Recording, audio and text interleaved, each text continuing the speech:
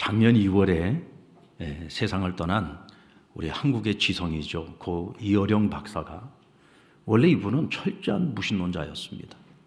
근데 이분이 예수님을 영접하고 그리스도인이 된 후에 몇 권의 책을 쓰셨는데 그 중에 한 권이 운물을 판 사람이라는 책입니다. 이 책에 보면 이런 내용이 나와요. 숨 쉴 때마다 그 호흡 속에 그분은 계신다. 가닥없이 눈물이 흐를 때 그분은 그곳에 계신다. 다만 우리가 모르고 있을 뿐이라고 적었어요. 하나님의 존재를 알게 되고 그분이 어떤 분인지를 알게 되면은 우리는 그분을 모르고 살았던 그 시절에 대한 아쉬움이 있고 후회가 있습니다. 왜 몰랐을까? 하나님은 본래부터 계셨는데 내가 뭐라고? 그분이 계신다, 안 계신다. 우리가 자기 생각을 가지고 함부로 생각하고 함부로 말할 때가 있단 말이죠. 함부로 행동하면서 살아왔단 말이죠. 그래서 후회가 되는 거예요. 진작에 내가 그분을 알았더라면, 내가 진작에 그분을 믿었더라면, 그분은 항상 내 곁에 계셨는데, 그분은 항상 내 손을 잡고 계셨는데, 내가 그 하나님을 알지 못해서 그 하나님을 인정하지 않았고 하나님 손을 놓고 살았단 말이죠. 내가 진작에 알았더라면, 내가 힘들고 어려웠던 그 시절 주님 손을 붙들었더라면 내가 훨씬 더 시행착오를 줄일 수 있었고 후회 많은 인생, 허무한 인생이 아니라 내가 더 견고하고 지혜로운 인생을 살 수 있었을 텐데, 그런 후회와 아쉬움이 남는 거죠. 그런데 여러분, 우리가 하나님을 만났다면 내가 뒤늦게 만난 분들도 있고 또 일찍이 내가 주님을 만나서 오랜 세월 동행한 사람도 있고 짧은 시간을 함께하는 사람들도 있을 거예요. 그런데 늦게 믿은 사람의 경우에는 내가 조금 더 일찍 주님을 만났었더라면 하는 그런 후회가 있기는 하지만 중요한 것은 내가 주님을 만났다는 것 자체가 중요한 것입니다. 내가 주님을 만났어요. 어쩌면 내가 죽음에 이르는 그 순간까지도 주님을 만나지 못하고 그렇게 내 인생을 끝낼 수도 있는데 어쨌든 간에 내가 주님을 만났다는 그 만남 그 자체가 그 어떤 것보다도 중요하다는 거죠. 내가 주님을 모르고 살 때에는 나에게 주어진 천년이 하루도 아니라 마치 찰나와 같이 지나가는 것이지만, 그러나 내가 주님을 만나고 단 하루를 주님과 함께 하더라도 주님과 함께하는 하루는 하나님 앞에서 천년같이 여겨질 수 있는 것입니다. 그러므로 여러분, 하나님을 만나셨습니까? 하나님을 만나셨다면 그 만남 그 이후에 우리에게 주어지는 삶은 이제는 그 이전의 상과는 완전히 다른 삶이 되는 거예요. 그래서 성경은 우리가 그리스도 안에서 거듭났다는 표현을 씁니다. 거듭난다는 얘기는 우리가 새로운 피조물이 되어서 다시 태어나서 새로운 인생의 길을 걸어가는 거예요. 이전에 내가 어떤 삶을 살아왔던지 그건 상관이 없어요. 그것은 이미 그리스도 예수 안에서 다 지워진 겁니다. 이제 앞으로는 주님과 함께 걸어가는 그 남은 인생의 길이 우리에게는 중요한 거죠. 이제부터 살아가는 내 삶은 허무한 인생이 아니라 가치 있는 삶이에요. 왜? 주님 때문에 가치 있는 삶이 되어지는 것입니다. 주님과 같이 그 걸어가는 길은 허무하고 무의미한 길이 아니라 이제는 소중한 길이 되고 견고한 인생이 되고 지혜로운 인생의 길을 걸어가게 되는 것입니다. 이어령 박사도 한국의 지성을 대표했던 분 아닙니까? 근데 여러분들, 흔히 지성인들은요, 이 종교, 이 신앙이라고 하는 것에 대해서 굉장히 무지의 소산이라고 여기는 경향이 있습니다. 그래서 이어령 박사님이 예수님을 영접하고 세례를 받고 난 이후에 오랜 세월 동안 함께 평생 지기로 지냈던 수많은 지성인들이 이어령 박사를 비웃었다고 해요. 어떻게 너는 한국의 지성이 돼가지고 어떻게 기독교를 믿고 신앙생활을 하고 어떻게 세례를 받을 수 있냐? 그리고 무시했다는 거죠. 그런데 그는 그것을 조금 더 아랑곳하지 않았습니다. 왜냐하면 내가 평생 가지고 있었던, 내가 가졌던 그 수많은 지식들이 나를 구원해 주지 못했어요. 일평생 내 삶을 구원해 주지 못했습니다. 그런데 내가 예수님을 알게 되었고 예수님을 믿게 되고 난 이후에 그 예수 그리스도가 내 인생을 구원해 주었다는 것을 믿고 확신하게 된 거죠. 그리고 나니까 내가 그토록 오랜 세월을 자랑해왔던 그 모든 지성들을 이제는 더 이상 자랑하지 않게 되었습니다. 왜요? 그 지성이 나를 구원해 주지 못했기 때문이에요. 인간의 그 높은 지성도 결국은 하나님 앞에서는 아무것도 아니라는 것을 깨달은 겁니다. 그것이 얼마나 보잘것없는 것인지를 깨달은 것이죠. 오늘 시편 90편은 이 시의 저자가 출애굽의 지도자였던 하나님의 사람 모세라고 밝히고 있습니다. 여러분, 우리가 잘 아는 것처럼 모세는 나이 80세에 출애굽 지도자로 하나님께 부름을 받았습니다. 그리고 40년 동안 이스라엘 백성과 광야길을 걸으며 광야의 지도자 생활을 했죠. 어찌 보면 애굽의 왕자로서 보냈던 40년과 미디안 광야에서 한낱 보잘것없는 목자로서 보냈던 40년, 그러니까 80년 동안은 그의 인생 120년 가운데 가장 평온한 시기였다고 말할 수 있습니다. 애굽의 왕자로서는 영화로운 삶을 살았을 것이고 미디안의 목자로서는 그냥 초라하기는 하지만 평온한 인생을 살았죠. 그런데 하나님의 부르심을 받아 이스라엘의 지도자가 되어 광야의 지도자로 살아가는 동안에 그는 산전수전 공준전까지 다 치르게 됩니다. 그것은 자신을 지도자로 부른 하나님 때문이 아니에요. 여러분, 하나님과 함께하는 인생은요, 내가 살아가는 그것이 푸른 초원이 되었던 광야가 되었던 상관이 없습니다. 그분과만 함께할 수 있다면 우리는 늘 은혜가 넘치고 감사가 넘치는 삶을 살아갈 수 있어요. 그런데 문제는 모세가 함께했던 이스라엘 백성들, 그들은 매일매일 하나님이 살아계시고 하나님이 은혜를 베푸신다는 것을 자기들 눈으로 직접 보고 경험하며 살았던 사람들입니다. 매일같이 하나님께서 만나를 통해서 그들에게 일용할 양식을 베풀어 주셨잖아요. 낮에는 구름 기둥으로, 밤에는 불 기둥으로 그 광야 40년 생활을 그들이 낮에는 햇빛으로부터 보호해 주시고 밤에는 추위로부터 보호해 주시면서 그들이 버티고 견디게 해 주셨잖아요. 그러니까 그 하나님의 은혜를 매일같이 경험하면서도 부족한 한 가지만 생기면 그들은 늘 불평과 원망을 일삼았고 심지어는 하나님을 배신하기까지 합니다. 반역을 일삼았잖아요. 그런 백성들의 지도자 노릇이 여러분 쉬운 일이었겠습니까? 그러니까 하나님께서 모세의 그 온유함에 대해서 인정을 해주셨어요. 온 세상 가운데 모세보다 온유한 자가 없다고 했습니다. 그것은 무엇을 반증하는 것이냐면 이렇게 말 안 듣고 목이 고든 이 교만한 백성들을 이끌고 지도자 노릇하면서도 참고 인내하고 견디면서 끝까지 그 지도자 노릇을 제대로 해냈다는 것에 대해서 하나님이 인정을 해주신 거예요. 얼마나 힘들고 어려운 그런 지도자의 삶을 살았겠습니까? 그는 광야 생활 중에 하나님의 위대하심을 보았습니다. 그리고 우리 인생이 얼마나 어리석고 초라한지도 절절히 경험을 했어요. 그래서 오늘 이 시편 90편은 지금까지 내가 살아왔던 날들을 돌아보면서 우리가 하나님의 백성으로서 어떤 인생을 살아가는 것이 가장 지혜롭게 사는 것인가, 그것을 깊이 묵상하면서 오늘 이 시를 노래하고 있는 것입니다. 그래서 오늘 우리는 이 시를 통해서 배울 것이 있어요. 뭘 배워야 되느냐? 하나님의 자녀로서 그리스도인으로서 우리는 어떻게 살아야 지혜로운 인생을 살아갈 것인가 하는 겁니다. 먼저 우리가 모세에게 배울 수 있는 것은 지혜로운 인생을 살아가기 위해서는 먼저 하나님을 인정해야 된다는 겁니다. 그리고 하나님을 두려워할 줄 알아야 된다는 거예요. 우리 2절 말씀을 같이 한번 읽어볼까요? 시작. 산이 생기기 전 땅과 세계도 주께서 조성하시기 전 곧 영원부터 영원까지 주는 하나님이시나이다.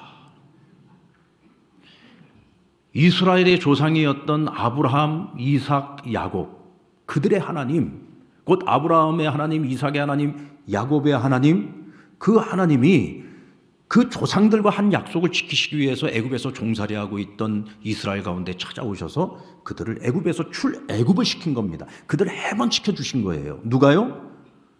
이스라엘의 하나님이요. 그리고 홍해바다를 갈라서 원수의 손에서 그 이스라엘 남자만 70만이니까 200만이 넘는 그 백성들을 원수의 손에서 구원해 주시지 않았습니까? 마라의 쓴물을 단물로 바꾸어 주시고 구름기둥, 불기둥으로 보호해 주시고 만나와 메추라기로 그들을 풍성히 먹이시고 물이 없을 때는 반석을 쳐서 물을 내어주시고 광야에 길이 없을 때에는 하나님께서 길을 인도해 주시지 않았습니까? 바로 그 이스라엘 하나님, 우리의 하나님. 근데 그 하나님이 어떤 하나님이냐? 그 하나님은 이 세상 천한 만물을 창조하신 하나님이시라는 거예요. 그분은 이 세상이 창조되기 그 이전부터 계셨고 영원 전부터 그리고 영원까지 계시는 하나님이시다라고 고백을 합니다. 자, 그러면 오늘 모세가 고백하고 있는 이 하나님이 오늘 이 시대를 살고 있는 저와 여러분에게는 어떤 상관관계가 있을까요? 여러분, 우리는 예수 그리스도를 통해서 그 하나님을 우리는 아버지라고 부르게 되었습니다. 아브라함의 하나님, 이삭의 하나님, 야곱의 하나님이 이제는 나의 하나님이 된 거예요. 우리의 하나님이 된 거예요. 왜? 하나님께서 우리를 죄와 사망과 심판으로부터 구원하시기 위하여 친히 인간의 몸을 입고 이 땅에 오셨습니다. 그분이 누구죠? 예수 그리스도십니다. 그분이 내가 감당하고 우리가 감당해야 될 나의 죄값을 대신 지불하시기 위해 십자가에 달려 죽으셨어요. 그 죽음으로, 그 피 흘림으로 말미암아 그를 믿는 모든 자에게 구원이 임하게 된 겁니다. 그래서 우리는 예수님을 우리의 구원자로 신앙 고백을 하지 않습니까? 장사된 지 사흘 만에 부활하심으로 우리에게 영원한 생명의 길을 열어주셨습니다. 바로 그분이 예수 그리스도십니다. 여러분, 그 예수 그리스도는 삼위일체 하나님, 성자 예수님, 곧 예수님이 하나님이시라고 성경은 말씀하고 있어요. 그래서 우리는 예수님을 통해서 이스라엘의 하나님이 나의 하나님이 되는 그 은혜와 축복을 누리게 된 것입니다. 그렇다면 오늘 우리도 어떤 고백을 해야 될까요? 내가 믿는 하나님, 나의 하나님, 내가 아버지라고 부르는 그 하나님에 대해서 우리는 그분이 나의 창조자가 되어가시고 이 세상의 모든 것을 창조하신 창조주 하나님으로서 우리는 그분을 인정해야 되고 믿어야 되고, 또 그분은 영원 전부터 계셨고 영원토록 계시는 하나님이신 것을 우리는 고백해야 되는 것입니다. 그러면 이 고백을 가지고 살아가는 오늘 우리가 마땅히 가져야 될 마음은 어떤 마음이냐? 하나님 앞에서 방종하지 말아야 되는 거예요. 하나님을 두려워하는 마음도 가져야 된다는 것이죠. 여러분, 인간은 특별하게 창조되었습니다. 모든 창조물을 하나님께서 말씀으로 창조하실 때 인간은 흙으로 빚은 후에 생기를 불어넣으셨는데 하나님의 형상대로 지으셨다고 했어요. 그래서 인간은 특별합니다. 여러분, 인간이 만들어 놓은 이 문화와 그리고 과학 문명을 한번 생각해 보세요. 대단하지 않습니까? 놀랍지 않습니까? 경이롭지 않습니까? 정말 인간은 위대한 존재입니다. 인간인 내가 봐도 사람이라는 존재가 정말 위대해요. 엄청난 존재죠. 왜? 하나님의 형상대로 지음받았기 때문에 그렇습니다. 그러나 우리가 여러분, 아무리 인간이 뛰어나다고 할지라도 결코 바뀔 수 없는 사실이 있는데, 하나님은 창조주고 그 하나님 앞에서 우리는 피조물일 뿐이라는 것입니다. 이거를 우리는 인정해야 돼요. 사람이 아무리 위대하다 할지라도 하나님 앞에 서서 우리 인간은 지극히 작고 연약한 존재예요. 심지어는 티끌과 같다고 말씀하고 있습니다. 여러분들, 부모가 자식을 사랑해요. 그래서 자녀들에게 무엇이든지 다 해주고 싶습니다. 하지만 내 자녀가 세상에서 사람답게 살고 옳은 길을 걸어가고 사람들에게 칭찬받는 인생을 살아가려면요, 어렸을 때부터 윤리 도덕을 가르쳐야 돼요. 사람답게 사는 것이 어떤 것이, 사람의 됨됨이를 가르쳐야 되는 겁니다. 사랑한다고 그냥 내팽개쳐놓고 지 멋대로 지 하고 싶은 대로 다 살아가고 사람들한테 피해를 미치는데도 그냥 가만히 내버려 두는 거는, 그건 사랑하는 게 아니에요. 그건 어리석고 미련한 부모요, 악한 부모인 거죠.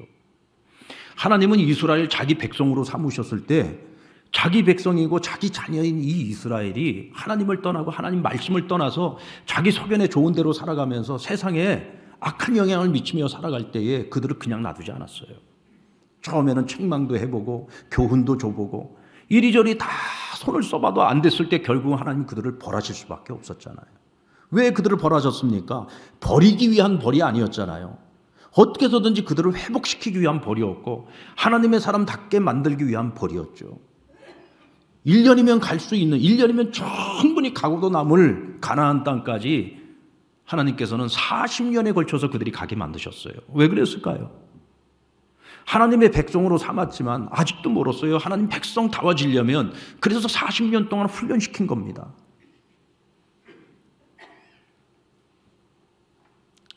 여러분, 사람이 사람다우려면요 어려운 존재가 있어야 됩니다. 부모는 자식에게 모든 사랑을 다 베푸는 존재입니다. 그래서 자녀들은 알아요. 내 부모가 나를 사랑한다는 것을.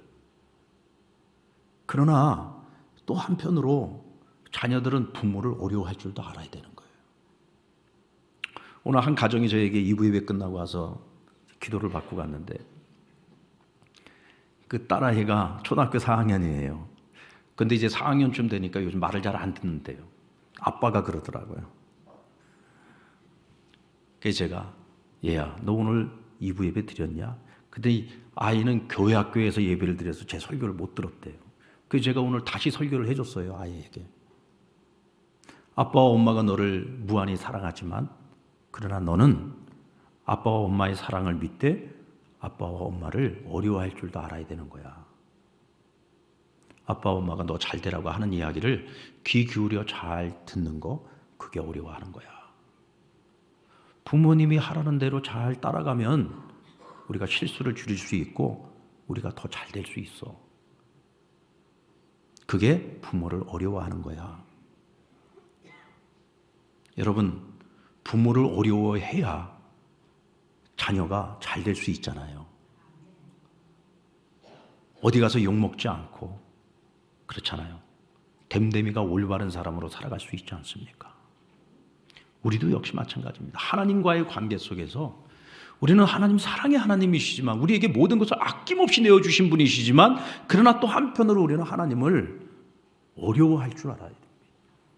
그래서 우리가 생각하는 것이나 말하는 거나 행동하는 거나 이 모든 것들을 하나님 앞에서 우리가 조심할 줄 알아야 돼요. 그래야 지혜로운 인생을 살아갈 수 있는 겁니다. 그리고 우리는 하나님을 떠나서는 아무것도 할 수 없는 존재라는 것을 알아야 돼요. 오늘 1절 말씀에 보면 주여 주는 대대에 우리의 거처가 되셨나이다. 영원히 주님은 나의 거처가 되십니다. 이 얘기는 그리스도 안에 있는 저와 여러분은 하나님께 속한 자들이요 하나님 나라에 속한 자예요. 여러분 대한민국 국민은 대한민국의 법을 따라야 되는 것처럼 하나님 나라 백성인 우리는 하나님의 법을 따라야 돼요. 하나님의 법이 뭡니까? 하나님 말씀이에요. 우리가 하나님 말씀 안에서 말씀을 쫓아 순종하며 살아갈 때 우리가 지혜로운 인생을 살아갈 수 있죠.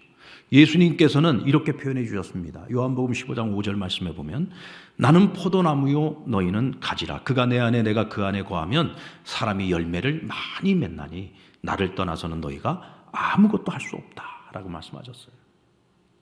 그리스도 안에서 새로운 피조물 된 저와 여러분은 이제 그리스도 안에서 살아야 돼요.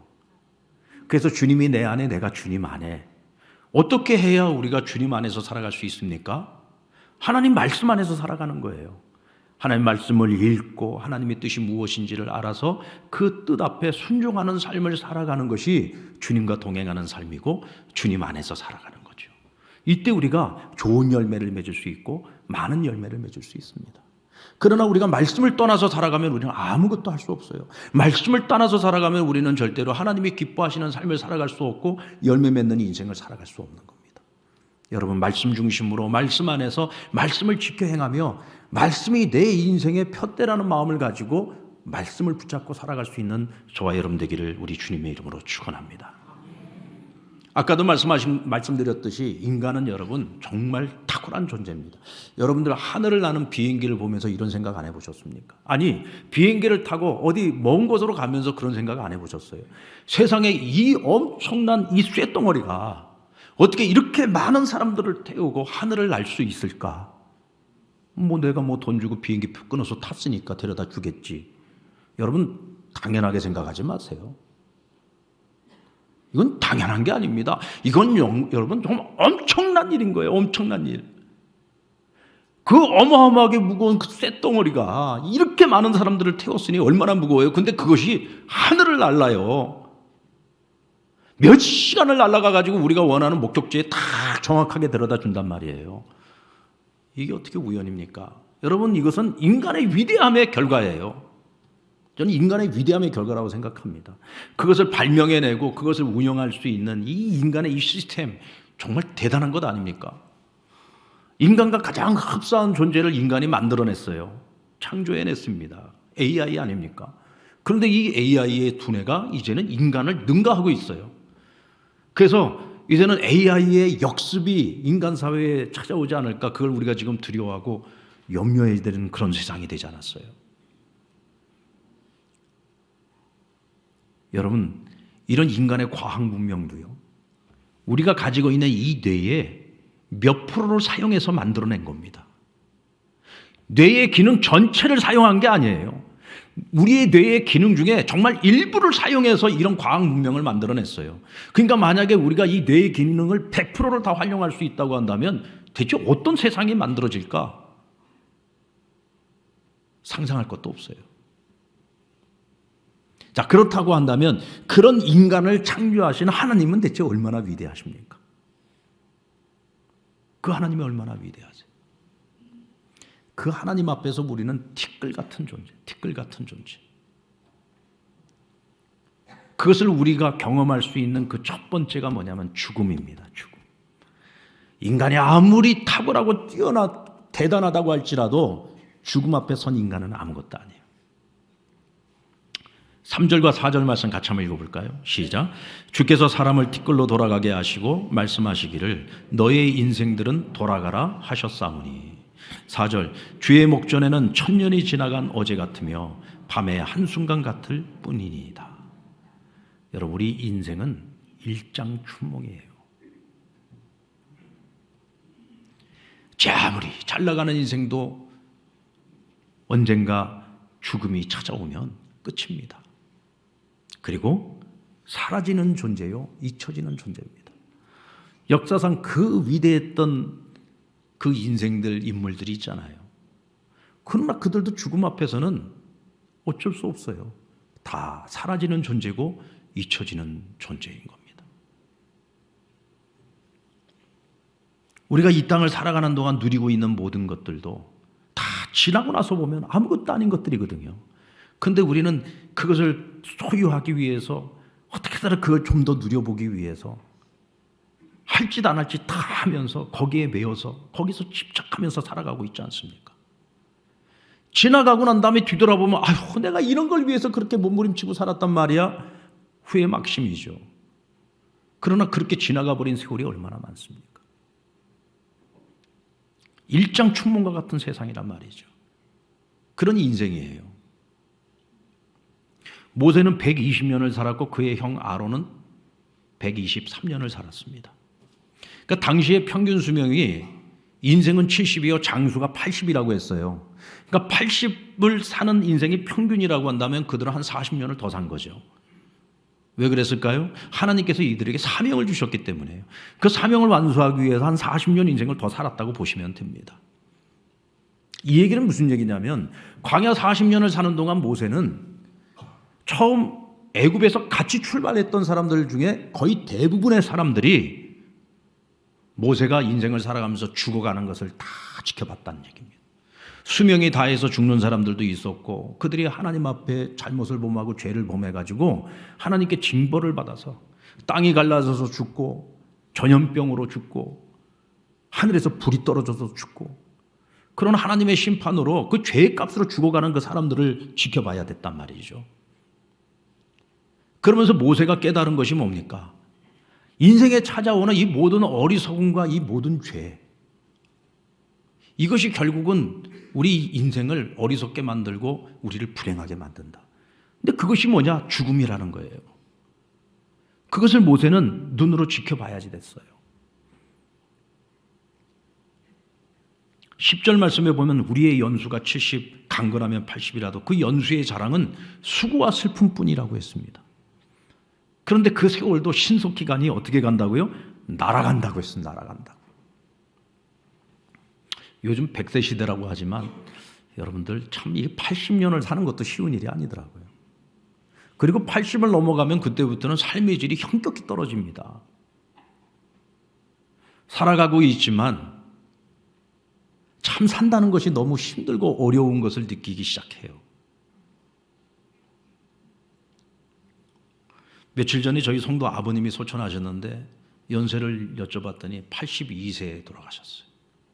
저희 어머니가 85세에 돌아가시고 저희 아버님이 74세에 돌아가셨습니다.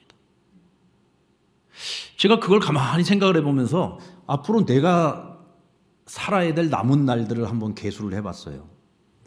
내가 우리 어머니만큼 산다고 생각을 하면 제게 남은 시간이 25년 남았더라고. 그러면 우리 아버님만큼 산다고 생각하니까 14년밖에 안 남았어요. 남의 일이라고 놀라지도 않네. 지금까지 살아온 날들에 비하면 14년이라는 세월, 우리 어머님만큼 산다 그러면 한 25년 더 산다고 하면 뭐 그것을 길다고 보면 길다고도 할 수 있겠지만 살아온 날들이 찰나같이 지나갔는데 앞으로 살 날은 더 빠르게 지나가지 않겠습니까? 모세는 날아간다 그랬어요. 날아간다. 정말 세월이 날아갈 것 같아요. 그 생각을 하니까 잘 살아야 되겠다. 내가 지금까지 살아오면서 참 지난 날을 돌아보면 내가 그때 내가 이렇게 했었으면 더 잘했을 텐데 하고 후회되는 것들이 참 많이 있잖아요. 그러나 앞으로 내가 살아가야 될 그 시간들은 후회를 줄여야 되지 않겠습니까? 더 이상 허무한 삶을 살면 안 되잖아요. 더 견고하고 더 지혜로운 삶을 살아가야 되지 않겠습니까? 우리 자녀들에게도 어떤 부모로 기억되어야 될까요? 저는 목사로서 우리 성도들에게 어떤 목사로 기억되어야 될까? 교회에서 직분을 가지고 있는 우리들은 우리 성도들에게 어떤 존재로 기억이 되어야 될까? 우리가 하나님 앞에 섰을 때 하나님은 나를 어떤 존재로 기억해 주실까? 우리 이거 생각하면서 살아가야 되지 않겠습니까? 그래야 우리가 더 지혜로운 인생을 살 수 있지 않겠어요? 그래서 오늘 모세는 자신의 기도를 통해서 우리가 남은 인생을 지혜롭게 살기 위해 우리가 하나님께 무엇을 기도해야 되는지, 무엇을 간구해야 되는지를 우리에게 알려줍니다. 그 첫 번째는 죽음이 끝이 아니라는 겁니다. 우리가 언젠가는 반드시 하나님의 심판대 앞에 설 날이 있다는 사실을 분명히 기억하고 살아가야 된다는 거예요. 그것을 하나님께 간구하는 겁니다. 하나님, 제가 잊지 않게 해주세요. 언젠가 내가 하나님 앞에 선다는 사실을 절대로 잊지 않고 살게 해주세요. 내가 여기서 영원히 살 것처럼 착각하지 않게 해주세요. 내게 남은 날이 그리 많이 남지 않았다는 사실을 기억하며 살게 해주세요. 그래서 모세가 무엇을 기도합니까? 우리의 날 계수함을 알게 하소서. 내게 남은 날이 얼마나 남았는지를 내가 계수할 수 있게 해달라는 거예요. 그게 지혜롭다는 거죠. 근데 여러분, 우리는 언제 갈지 우리가 알 수 없어요. 내게 남은 날이 얼마나 남았는지 모르겠어요. 제가 아까 14년 얘기하고 25년 얘기했지만 그것도 하나님 보실 때는 야, 웃기는 소리 하지 마. 내가 너 25년만 살게 할 거 같냐? 40년 더 살게 할 거야. 아유, 그러면 얼마나 감사해요.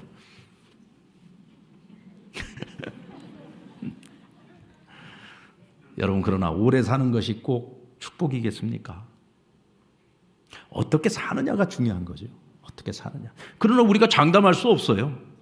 내일 일을 우리가 할 수 없지 않습니까? 오늘이라도 하나님 부르시면 가야 되는 것이 우리 인생인데 우리가 어떻게 내 날을 계수할 수 있어요? 결국은 나의 날을 계수하는 지혜를 달라는 이야기는 무슨 얘기냐면 내게 주어진 이 오늘이라고 하는 이 하루도 어쩌면 내 인생의 마지막 날일 수 있으니 결코 허무한 일을 위해서 내 시간을 낭비하지 않고 살게 해달라는 거예요. 이 하루를 살더라도 영혼을 위해서 정말 이 하루를 가치 있게 살아갈 수 있게 해주십시오라는 기도를 하는 겁니다. 여러분, 구원도 때가 있습니다.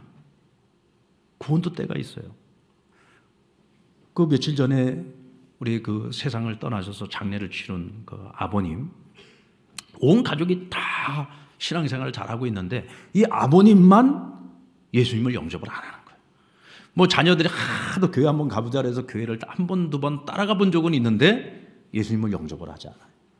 그 이제 병에 걸리셔서 언제 세상을 떠날지 모르는 가운데 있는데도 마음을 열지 않으시는 거예요. 그러니까 온 가족이 이 아버님이 예수님 꼭 영접하고 돌아가시게 해달라고 기도를 해요. 그리고 이제 그 아들 며느리가 우리 교회 교인인데 며느리가 얼마 전에 마더와이즈 훈련을 받았어요. 그래서 조원들하고 같이 기도하면서 기도 제목을 내놓은 거예요. 우리 아버님 돌아가시기 전에 꼭 예수님 영접하게 해달라고. 그리고 또 우리 중보기도 팀도 그 기도 제목을 가지고 같이 기도를 열심히 해줬죠. 그런데 아버님이 예수님을 영접했어요. 돌아가시기 몇 주 전에 영접을 하셨는데 이 며느리가 마더와이즈 수료하는 날 예수님 영접하고 세례 받으셨어요. 구원 받으신 거예요.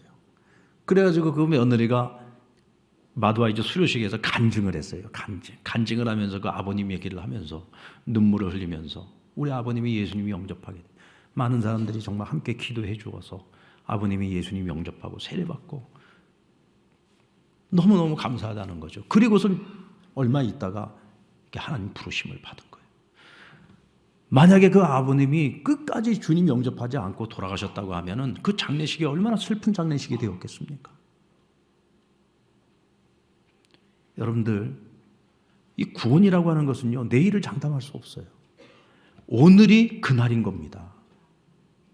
여러분, 우리가 교회에 나와서 지금 이렇게 예배드리고 있다고 해서 우리가 다 성도는 아닙니다. 우리 가운데는 아직도 예수님이 믿어지지 않고 아직도 하나님이 믿어지지 않는 분들도 있을 거예요. 어쩌면 아직도 예수님 나의 구주로 고백하지 못하고 예수님을 온전히 믿고 따르지 못하는 분들도 있을 겁니다. 그렇다면 이분들은요, 예수님을 온전히 만나야 돼. 인격적으로 만나야 되고 예수님 나의 구주로 신앙 고백을 해야지 됩니다. 그래야 우리가 성도, 거룩한 무리에 들어갈 수 있는 거예요. 우리는 그 신앙 때문에, 그 믿음의 고백 때문에 언젠가 우리에게 죽음이 임했을 때 우리는 천국에 갈 수 있는 거죠.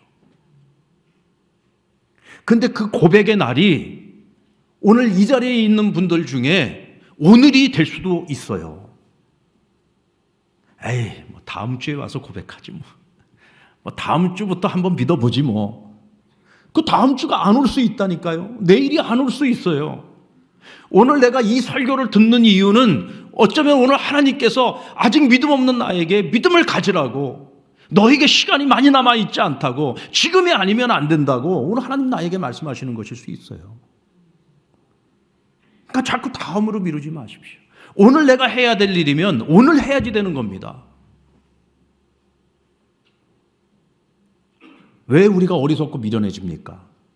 우리에게 남은 시간이 아직도 많다고 생각을 하기 때문에 우리가 어리석어지는 거예요. 미련해지는 겁니다. 그러니까 자꾸 다음으로 미루는 거죠. 조금 더 자자, 좀 더 졸자. 그러면서 내게 주어진 이 아까운 시간들을 다 낭비하고 마는 겁니다. 우리를 일생 동안 즐겁고 기쁘게 하시고 우리를 괴롭게 하신 날수대로와 우리를 화를 당한 연수대로 우리를 기쁘게 하소서. 여러분, 과거를 되살릴 수 있습니까? 이미 지나가버린 과거의 일은 어떻게 회복시킬 수가 없어요. 그건 이미 다 지나간 거예요. 그런데 모세는 뭐라고 기도했습니까? 내가 지난날에 눈물을 흘린 것만큼, 슬퍼하고 고통을 받은 것만큼 하나님 내 남은 날들은 기쁨으로 승화되게 해달라는 거예요. 기쁘고 즐거운 인생을 살아가게 해달라는 거예요. 그리고 과거에 내가 눈물과 슬픔과 수고로 살았던 그 인생의 날들도 기쁨으로 바꾸어 달라는 겁니다. 아니, 이미 지나가버린 일들이고 그건 회복시킬 수도 없는 것인데 어떻게 그날을 기쁨의 날, 즐거운 날로 바꾸어 달라고 하나님께 때를 쓸 수 있습니까? 근데 여러분, 여기 길이 있습니다. 여기 방법이 있어요. 이전에는 내가 고통스러웠던 그 과거, 정말 기억에서 지워버리고 싶은 과거였어요. 그런데 주님을 만나고 주님이, 나는 주님을 몰랐고 나는 주님을 인정하지 않았지만 내 인생에 단 한순간도 하나님 나를 떠나신 적이 없었고 하나님 늘 나와 함께 하셨다는 그 사실을 깨닫고 나서 하나님의 눈으로 내 과거를 들여다보니까 이것이 필요 없는 고난이 아니었던 거죠. 쓸모없는 고난이 아니었던 거예요. 결국은 하나님이 이 고난과 순환을 하나의 도구로 사용하셔서 나를 찾아와 주셨고 나를 만나 주셨고 우리로 하여금 주님을 영접하게 해주셨어요. 그래서 내가 지금 주님과 동행하는 길을 걸어가게 만드신 거예요. 그렇다면 과거에는 그 고난의 시간들이 정말 잊어버리고 싶을 만큼 저주받은 인생이라고 생각을 했는데 주님 만나고 나서 보니까 이게 아니에요. 잃어버린 시간이 아니었어요. 저주받은 시간이 아니었어요. 그 시간들조차도 너무 소중한 시간인 거예요. 그 시간이 있어서 오늘의 내가 있다는 것을 알고 나니까 하나님께 절로 감사가 나오는 거죠. 그래서 내가 그 과거에 너무 미워했었던 사람, 도저히 용서가 안 됐던 사람들조차도 이제는 용서할 수 있게 되고, 어쩌면 그들에게 미안한 마음도 갖게 되는 거예요. 왜? 하나님이 그 사람을 통해서 나를 훈련시키고 연단시켰으니 그것도 감사한 거죠. 여러분, 예수 믿고 하나님의 자녀로 살아간다는 게 이렇게 멋진 겁니다. 지난날의 과거까지도 재해석이 돼요. 그래서 저주받은 인생이라고 생각했던 내 인생이 이렇게 멋진 인생이었다는 것을 알게 되고, 하나님께로부터 내가 이렇게 사랑받는 존재였다는 것을 알게 되니까 더 이상 내 남은 인생을 후회와 아쉬움으로 살아가는 것이 아니라 주님과 함께하는 기쁨과 즐거움으로 살아가는 행복한 인생을 살아갈 수 있게 되는 겁니다. 사랑하는 성도 여러분, 우리 그리스도인의 인생 고백은 어떤 고백이 되어야 될까? 모든 사람들이 다 이야기하듯이 우리도 쉽게 얘기할 수 있습니다. 아, 인생은 참 허무한 것입니다. 허무해요. 그러나 주 안에서 살아가는 나는 주님을 만나고부터 견고한 인생을 살게 됐습니다. 그리고 지혜로운 인생을 살아갈 수 있게 되었습니다. 여러분, 우리는 이런 인생의 고백을 할 수 있어야 됩니다. 아멘. 그럼 이 지혜로운 인생을 살기 위해서 우리가 오늘 모세에게 배운 것은 뭡니까? 여러분, 하나님을 어려워할 줄 알아야 됩니다. 하나님 어려워할 줄 아셔야 됩니다. 절대로 하나님 앞에서 살면서 함부로 생각하지 마세요. 함부로 말하지 말고 함부로 행동하지 마십시오. 하나님 보고 계십니다. 하나님 알고 계십니다. 하루라고 하는 시간, 나에게 주어진 지금이라는 이 시간을 절대로 헛되게 보내지 마십시오. 영혼을 위해 소중한 시간으로 보내세요. 그래야 내게 주어지는 시간들이 다 가치를 갖게 되고 하나님 보시기에 아름다운 인생이 되는 겁니다. 우리의 진정한 행복은 오직 예수 안에 있습니다. 오직 예수 안에 있습니다. 여러분, 주님께 찰떡같이 붙어서 사시기 바랍니다. 세상에 그 무엇이 여러분들을 유혹한다고 할지라도 그것에 한눈 팔지 마시고 오직 주님 안에서, 주님께 말씀 안에서 찰떡같이 붙어서 사시는 저와 여러분 되기를 바랍니다. 이때 후회 없이 우리는 지혜롭게 열매 맺는 아름다운 인생을 걸어가게 될 줄로 믿습니다.